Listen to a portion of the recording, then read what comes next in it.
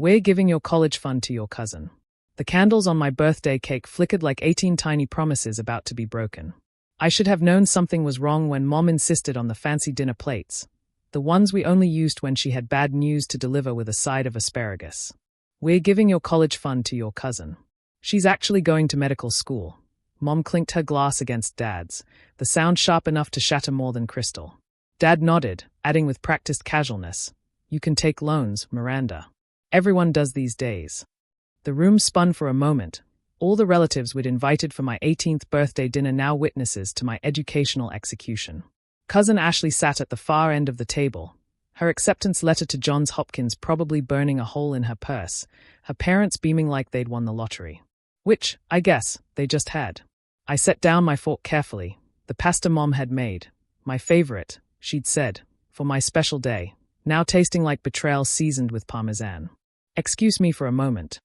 My legs felt mechanical as I walked to my room, past the wall of academic achievement certificates, past the photo of me at the Science Olympiad Nationals, past 4 years of report cards all reading the same thing, valedictorian track. My hands weren't shaking as I opened my desk drawer and pulled out the manila envelope I'd been saving for the right moment. I'd imagined this differently, maybe at graduation, maybe with happy tears. The walk back to the dining room felt longer, like the hallway had stretched while I was gone. Everyone was still there, uncomfortably sipping wine, pretending this was normal. That gifting away your daughter's future was just another Thursday night dinner conversation.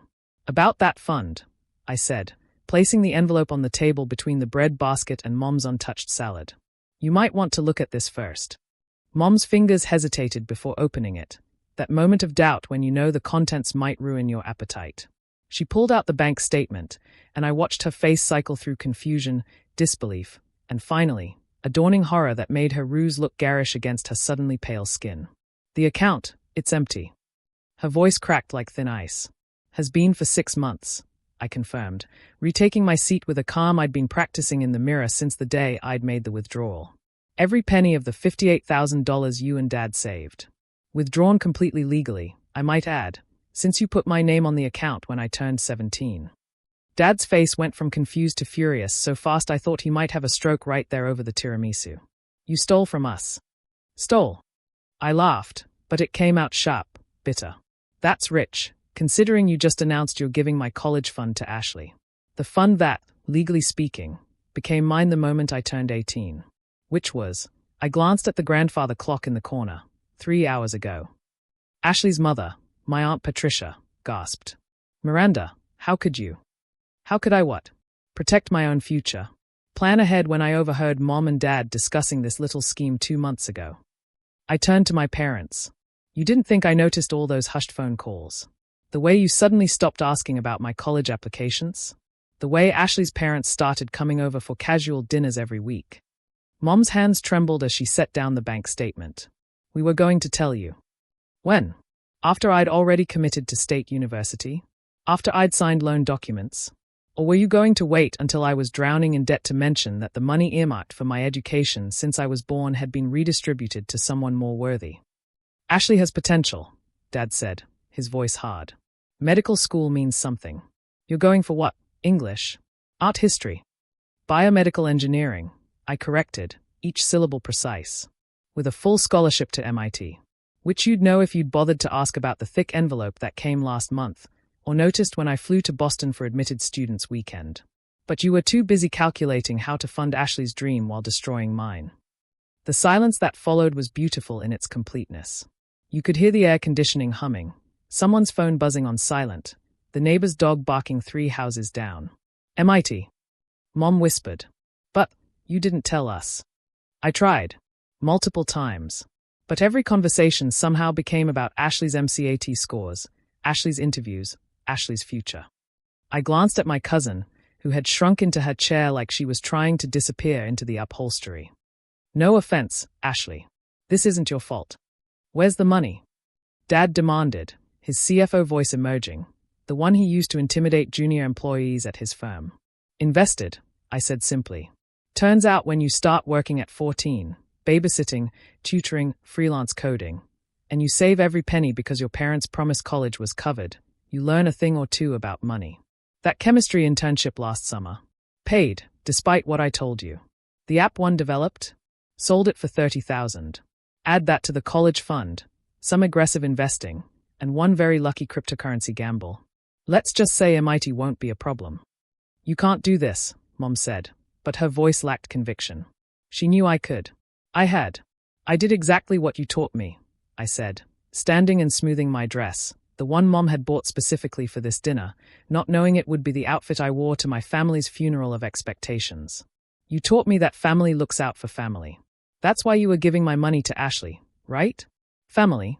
Well, I'm my own family now. Uncle Robert, Ashley's father, finally spoke up. This is illegal. We'll sue. I pulled out my phone, showing them a recording app. Please do. I have 2 months of recordings where you all discuss taking money from an account with my name on it, planning to redistribute it without my knowledge. My lawyer, yes, I have one, says it would be a fascinating case. Fraud, conspiracy, emotional distress. Should we discuss this in court? The recording wasn't entirely legal in our state, but they didn't need to know that. The threat was enough. You recorded us. Mom's voice was small, broken. Your own family. You plotted against me, I countered. Your own daughter. The one who never got arrested like Cousin Jamie, never got pregnant like Cousin Beth, never dropped out like Cousin Marcus.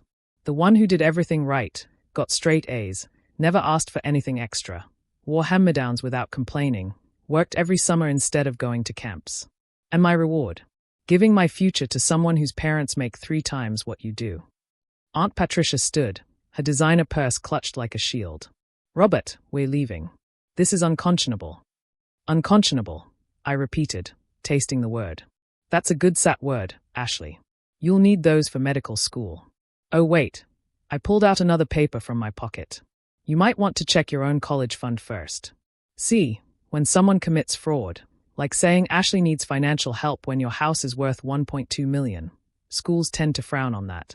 I took the liberty of forwarding your financial records to Johns Hopkins. Anonymously, of course. Ashley's face went white. You didn't. I didn't have to do anything, I said. You posted your parents' new Porsche on Instagram last week.